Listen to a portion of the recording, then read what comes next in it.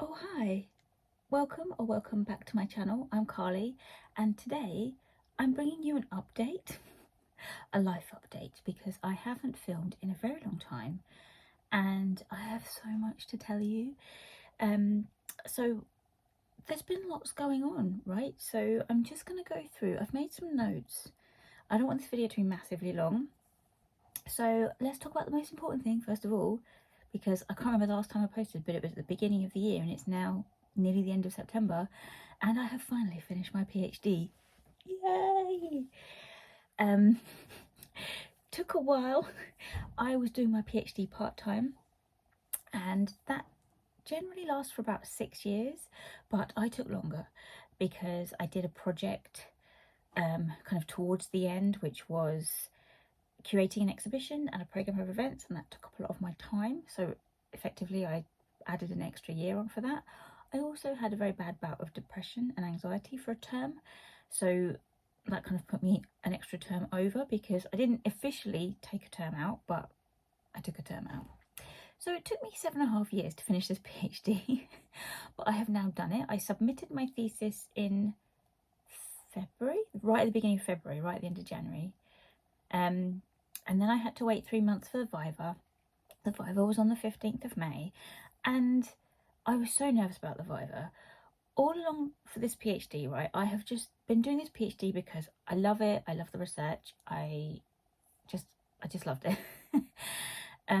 But I've always had such massive imposter syndrome. Now I know everyone has that, right? That's kind of common for PhD students. But I had such bad imposter syndrome that I just never thought I would finish this PhD. It always felt like such an unachievable goal.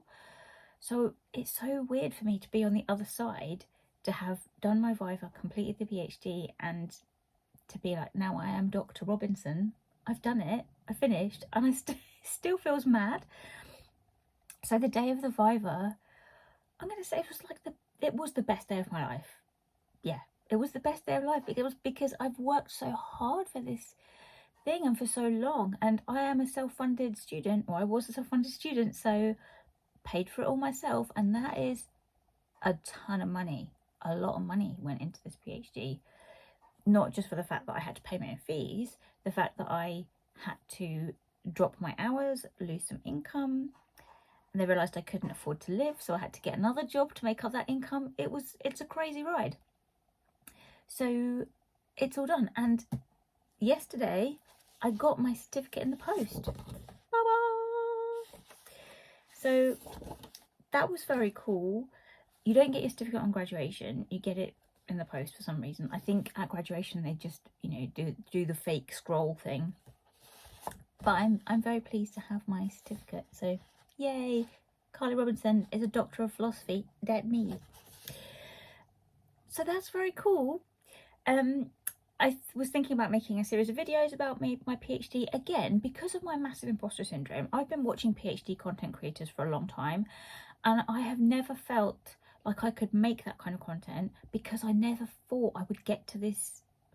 Sorry, my accent went a bit weird then. I never thought I would get to this point and I would finish. It always felt like the thesis wasn't the hard thing for me to do. It was a slog right at the end. Like the last few months were hard work. But I just thought I would fail at the Viva. I don't know why. It's like I've had zero confidence in myself. But my supervisors were the best and they prepped me so well. And the Viva was just so lovely. It was such a lovely experience. Like I said, it was the best day of my life. Honestly, it was so bizarre the way that I was so worried about it for the whole 7.5 years leading up to that point. But on the day, it all just went away and I was so zen. I don't know what happened. I felt like it was a bit mystical. I was really calm and I just thought, I've got this. I know it's going to be okay. It was really weird. And I was nervous, obviously, but I just felt so calm the whole day. And the Viva was in the afternoon, so I had to wait all the morning. I was in London waiting. It was a very lovely day. I went and sat in Gordon Square because I did my PhD at Birkbeck, so that's where my Viva was. And as soon as I walked into the room and saw my examiners, it was just, I just felt like relief. And the first thing they said to me was, we really loved your thesis. We really loved reading your thesis, and we've got some questions to ask you because we're so interested in your work, and we really want to have a lovely conversation with you. And that instantly took all of the worry that I had left out of me, and I just was like, this is cool, I think I've passed. And it was amazing.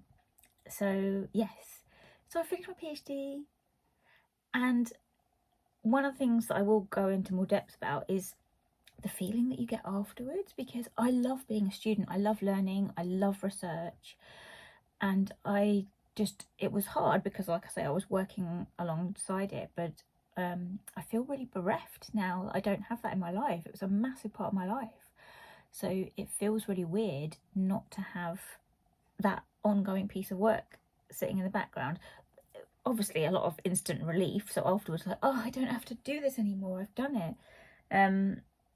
But I do feel like, oh, I'm not a student anymore, and I love being a student, and I love having something to work on. So I feel not a bit lost, but like, oh, there's something missing in my life now, because it was such a big part of my life. Anyway, so I'll talk about that maybe in a future video that is more to do with kind of PhD content. But yes, my point was, I never felt like I could make PhD content because I felt like I wasn't going to pass, and I therefore wouldn't be like authentic. But now that I have passed, I feel like it's validated that, oh, I can actually talk about this because I've done it. I'm a doctor, I've got a PhD, I can make that kind of content. I know that's bonkers, but still. Anyway, that's what I thought. So I'm going to make a series of videos about my PhD as well as my regular book content. My reading has been chaotic since I finished the PhD, because I've done that thing where I've gone, I can read whatever I like now, I'm going to read all the things. So I started reading all of the things. I'm in the middle of a ridiculous amount of books. I haven't really finished that many because I've been a scatty reader. Anyway, we'll talk about reading in another video. What else do I want to tell you? So I've been carrying on working at the library, which I adore. I love working at the library. This Saturday just gone, we had our Summer Reading Challenge award ceremony. So Summer Reading Challenge is a national scheme run by the Reading Agency. Most of the libraries in the country take part to encourage children to read during the summer holidays, right? And it's intense, but like it's really busy for us, but we love it. Oh, I love it. I'm speaking for my colleagues here. But so the kids have to read 6 books, and they come and tell us about their books they've read, and it's just so lovely. And at the end, we give them a little certificate and a medal. And we had 3 award ceremonies on Saturday in the library. The children's library was packed. It was very hot, very intense, but it was so lovely, particularly when like you call a kid's name and they come out to get their certificate, and they're just like, they're so excited. It's so lovely. So that was wonderful. I've got some pretty cool initiatives going on. I think I've told you about this before, but I'm carrying on with my pop-up book club, which is an initiative to try and get people involved in like reading groups that haven't had that experience before, or that, you know, that were worried about committing to something regular. So the book groups I run are just like generally every 3 months, and it's just, here's the book I've picked, come along if you have read it and you want to discuss it. So I give people quite a long time, so it should therefore encourage readers that are fairly slow, because that's one thing that I've heard from other people. The reason they don't go to book clubs is because they're a slow reader and they can't read a book in a month. So I've given them a big window. Anyway, it's starting to get there. My last one, we read Wandering Souls by Cecile Pinn, which I adored, and had 5 people turn up for that. Bearing in mind, like, I live in a very small town. Well, it's not very small actually, it's a town, but it's very Tory, very white, and there's a lot of anti-immigration sentiment. So part of what I'm trying to do with this book club is to foster a sense of empathy, to pick titles that are giving people alternative perspectives that, you know, they wouldn't ordinarily encounter. And at my last session, they all said they wouldn't have picked up this book if it hadn't been for my book club. So I was quite pleased with that. We had a good discussion. I did anticipate some anti-immigration sentiment. There was some, it came up. Also, the other thing I'm trying to work on is dealing with difficult conversations like that, because I get a lot of kind of bodily anxiety when someone says something that's difficult or challenging, and my instant reaction is to go at them with facts and to prove them wrong, which never works, right? And I found this great article, and I will link it below in the description box. I think it's from a website called Hope Not Hate, or the Refugee Council, or something like that.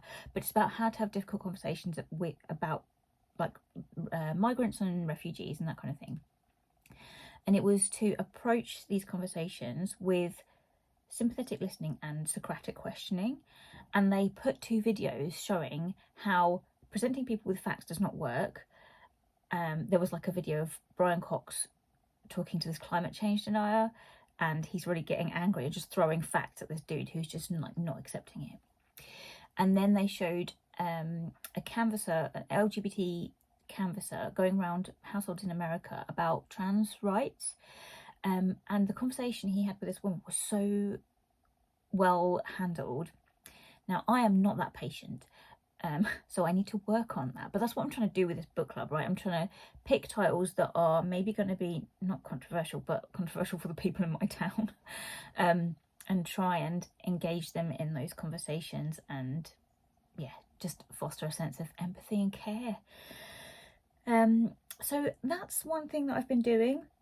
I've also been doing lots of displays in the library. If you follow me on Instagram, you might have seen this, because I put up pictures of all the displays I make in the library of online reading communities. So here on BookTube, I've been trying to highlight things that are happening on BookTube. So I did one for last year. I did Victober. I did one for Women in Translation Month, and this month I've done Shorty September. So it's a very small display. I've just done what's happening on BookTube in this month, and then I do a display of books that relate to that theme. So that's been fun, and I'm trying to roll that out to other colleagues in my library. So that's been really nice. And yeah, so the library is always lovely. I love working in the library. I only do like a few hours there a week, but it's my favourite thing. Also, in other news, I have a new job.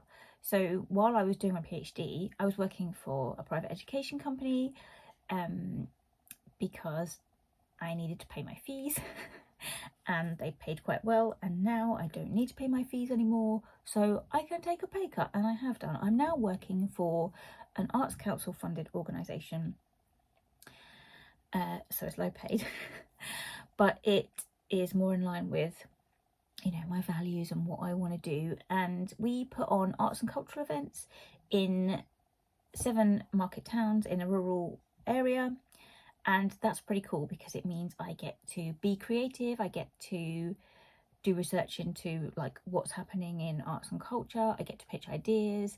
I get to support creative events and see all this creative activity happening in these communities, which is pretty cool. So I've only just started there, and it's been lovely so far. It's going to be challenging because we're working in communities that are very deprived, that are kind of struggling with poverty and crime, and that's hard when you're trying to go, hey, come to this creative event, and they're like, dude, I can't even pay my bills, I can't eat, you know. So there's things to balance there. So it's really challenging and interesting work, but very cool. So there's that. So it's really nice now. I have 2 jobs that I'm really enjoying on a day-to-day basis, which has helped to alleviate the kind of bereftness I felt after my PhD. I'm still not sure what I'm going to do with kind of the academic side, like, because I don't have an academic job. Academia is quite hard to get into now, particularly in my subject area, which is contemporary literature. So yeah, I still want to carry on with research in some capacity, but I'm still navigating what that's going to look like. No idea. So there's that. I have also been very inspired recently by all the creativeness around me. So I was part of a volunteer committee that put on a festival in my local town. I think I may have mentioned this before. So I was managing the theatre zone in this festival, and so that meant I got to kind of look for acts, book acts, and run my own theatre stage, which was very cool. And the one thing that I wanted to do in my very Tory white town is bring spoken word to this festival, which I did.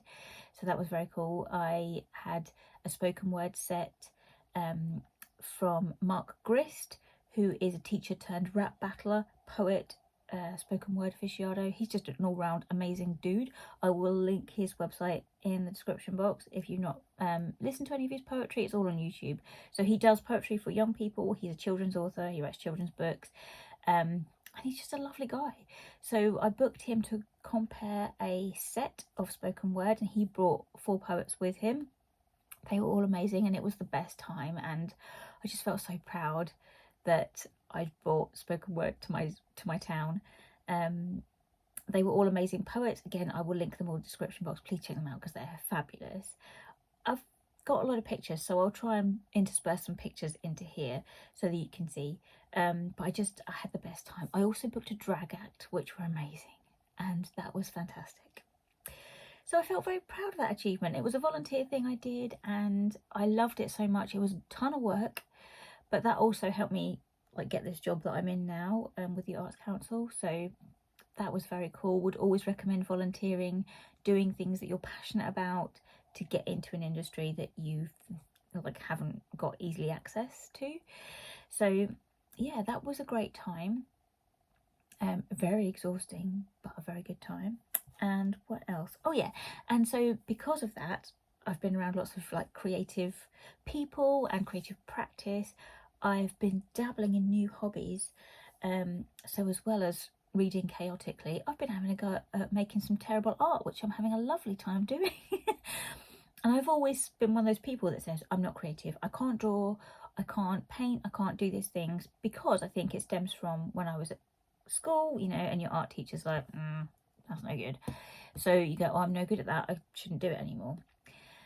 But I've since realised at the ripe old age of 44 that it doesn't matter. It doesn't matter if you're no good. Just do it anyway if you enjoy doing it. And I've been having a blast. I've been drawing. I've been doing bad watercolours. I've been doing painting.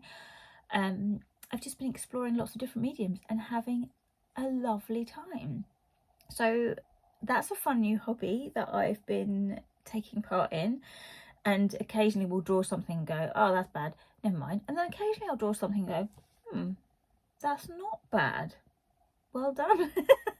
And carry on. So yes, I've just been having a very nice time since my PhD, and thought I would check in and tell you all of that. This video is running on a bit long, so I'm going to wrap up now. I will do another one about my reading, because I have read like a fair bit since the beginning of the year, so I'll talk to you about the books that I've been reading and the books that I want to come to in autumn. I'm very excited. It's now autumn. It's very warm today, so I'm quite hot, but hopefully the weather will turn a bit cooler soon. Who knows, you know, climate change, so probably not. But I've got an amazing TBR for autumn, and I want to tell you about that. So I will speak to you very soon in another video. Until then, I hope you're all doing well. Sending lots of love.